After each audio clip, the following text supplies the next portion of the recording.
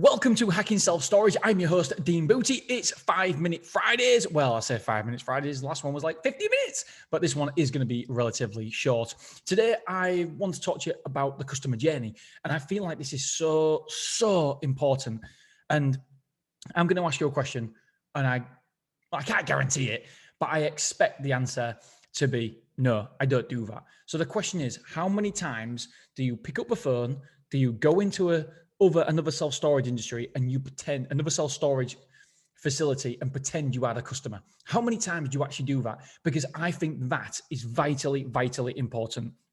I've just done an interview with Tron and we was talking about sales and marketing, and we was talking about what is overlooked. And the one thing I said that was overlooked is very simple, that we don't ever put ourselves in our customer's shoes. And so what I want everybody to do, what I think is so important, is for you, the business owner, because yes, I like to delegate more than anybody else. I like to make sure that I'm working smarter, not harder.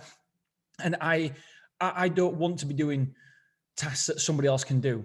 But I recommend the business owner do this, the sales assistant do this, the sales manager do this, the sales executive do this, the manager of a company does this, the owner of a company does this. I reckon that every single person in the company should have some experience in doing this, should do this at least once a month. For me, it's my geeky pleasure. What I do, first of all, I email a said location. All I do is I just type in, for example, Doncaster, self-storage. I have a look at the self-storage in Doncaster. I have a look at Wakefield self-storage, Huddersfield self-storage, whatever it may be. I Google it straight away, and I just look through a couple of sites and I look what I like about certain sites, what I don't like about certain sites.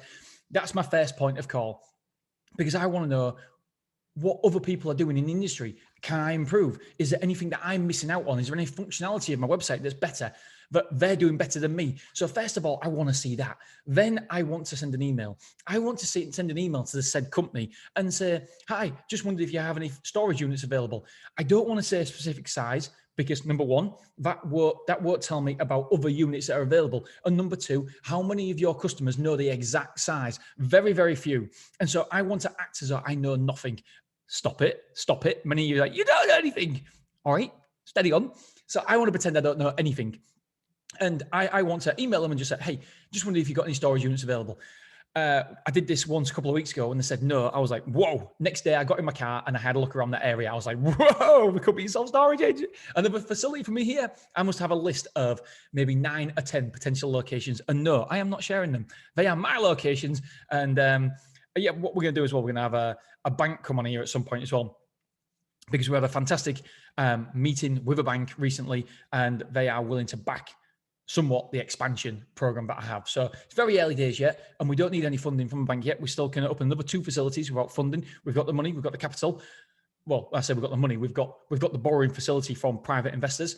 So we can open another 2 facilities without any borrowing. And by the time we open them 2, the flywheel from money from Beverly, money from storage, a Stormore, and the new Stormore should be coming in anyway. So maybe, depends how quick we want to expand. But yeah, we're in a very fortunate position at the minute. So we said to the bank, we don't need any money yet, but we're just cultivating that relationship. Anyway, so yeah, I jumped in my car and had a look, because if somebody's got no storage facility, no storage units available, that is obviously a good sign. So I want to see how fast the email back, what the email looks like, what how if the email's nicely designed or if it's just written out as a reply. I want to see all that.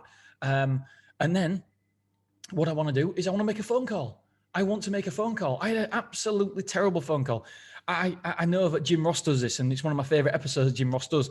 He actually records somebody's sales process and goes through it and says, this is good, this is bad, this is what they should do.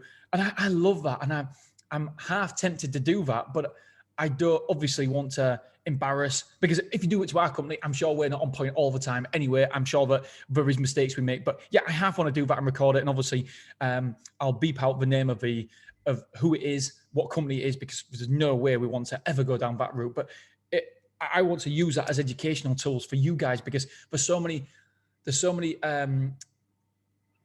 ways to sell. There's so many people out there talking about how to sell self-storage, but it's very simple. There's 5 questions. We're going to go in these 5 questions in another episode. But there's 5 main questions that can open avenues and open doors down to different routes, and we can talk about that in a minute. Well, not in a minute, but in another episode, maybe next week. I don't know. But it will be. It's one on my list. I've got like 30 episodes of these to do, and so it's one on my list. And yeah, so there's a potential there. We can actually start doing another episode per week and just having sales calls, because I genuinely would love doing that. I'm getting excited thinking, oh yeah, I can record sales calls and I can go through it and say, this is what I would do. This is what I wouldn't do. This is how I think we can improve it.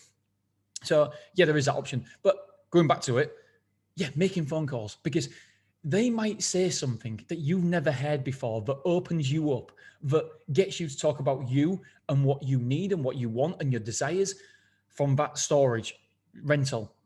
And when you do that, you open yourself up to other avenues to close a sale, to actually talk. Once you know what they want, you can talk to them about the advantages, what we have in association with what they want. And so for me, that is crucial that we do make phone calls. We want to make phone calls because we want to see how we can improve. If somebody's doing something right or wrong, sometimes it's just nice validation to think, yeah, do you know what? We're better than that. There's nothing that can take away from that phone call, that sales procedure that we can use in our own. That's brilliant. That's validation. However, every now and again, there will be something somebody says, a question that somebody asks, and you think, oh, do you know what? We can use that in our sales process. That is a great question, or that is a tool that we can use when we go down certain avenues, when we go down certain questions. And then fourthly, so number one was visit the website. Number 2 was email. And number 3 was ring them. And number 4 was go visit. There's nothing like going to a self-storage facility. One of the best self-storage facilities that I went, and there's quite a few, to be honest. And there was one in York. I think it was Stadium Self-Storage. The woman in there was absolutely lovely. It was a few years ago, but I still remember it because she was so nice. She was telling me about the business. She was telling me how well they're doing in terms of the expansion. She was just lovely. And I don't mean that she was boasting or anything like that. She didn't know who I was at all. I could have just been a customer. It was just a lovely, lovely experience. And I would have definitely, if I needed self-storage, I would have definitely gone there. There's another well-known self-storage, not one of the big 2, but another well-known self-storage that was absolutely shocking. Absolutely shocking. The girl was lovely. Absolutely lovely. She was absolutely fantastic. She was really, really nice and bubbly.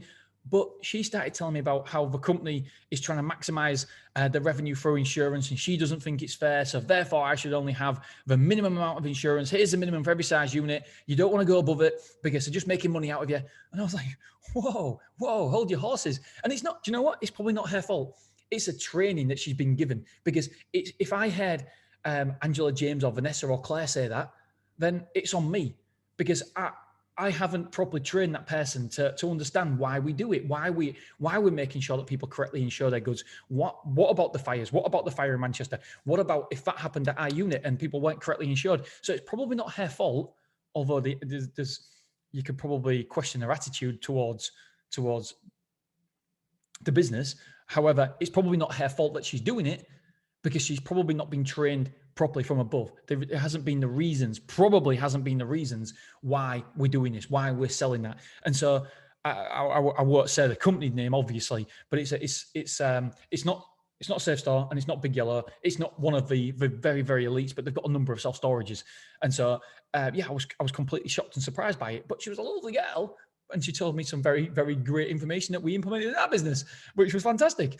And she didn't know who he was at all. She just mentioned, she just got her talking, and that was it. You couldn't shut her up. It was fantastic. So yeah, I would 100% recommend going in, seeing a unit, pretending you're a customer, because again, they might show you, or there might be a way that they show you a unit that is different to yours that you can implement. There might be nothing. Again, that's validation, making sure that you do the right thing, but you're doing the right thing. But you will never ever know if you're doing the right thing, if somebody else is doing something better, unless you educate yourself and train yourself. And the fact you listen to this podcast suggests that you do want to better your self-storage, your business, and that is fantastic. But let's go one step further. Let's make sure we do these mystery shops, secret shops. And I promise you, there's always something that you'll get out of it, whether it be just validation, or whether it be a takeaway from an email reply, whether it be a takeaway from a phone call, whether it be a takeaway from a walk-in, how they show you the units, what they do. There's little geeky little things we can do, like make sure that you don't go in first. You allow, because if you go into the unit first, then you're making the space smaller.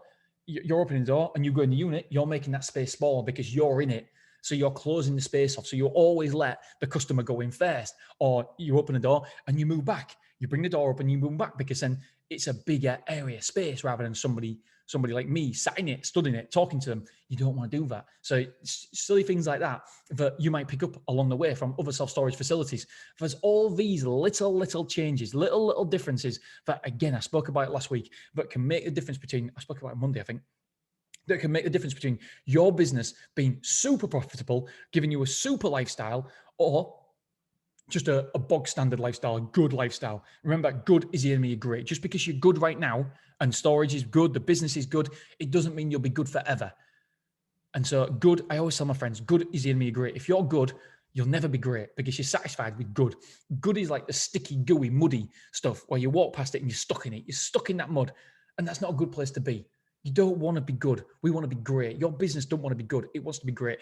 And the problem is that if your business is good right now, then in years to come, it will start diminishing. There'll be more and more self-storage facilities coming on the market. They're coming, baby. They're coming. They're coming for you. They're coming for me. They're coming for everybody. So competition is coming. If your business is good right now, then guess what? You're susceptible. You are in the line of fire and it will start diminishing. So we need to go from good to great. How do we do that? We do that by educating ourselves, listening, learning, secret shopping, and listening to podcasts, just getting out there and just learning, educating yourself. Just a little incremental improvements will make a big difference in you, in your business, and it'll take you from good to great, because every single storage facility in the country must be good right now, I hope, but we want them to be great. So hopefully you got some takeaways from this, my friends. I love doing these shows. I really appreciate all the feedback, and keep rocking those reservations. All right, my friends, thank you so much.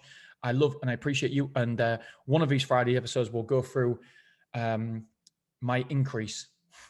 I'm not going to say it. I'm not going to say it, but we've an outlandish amount. I took advice from certain people, and yeah, we've been very aggressive with our price increases. But we'll go through that in another episode. All right, my friends, thank you so much. I appreciate you, and I'll speak to you on Monday morning. Have a great weekend. Bye bye.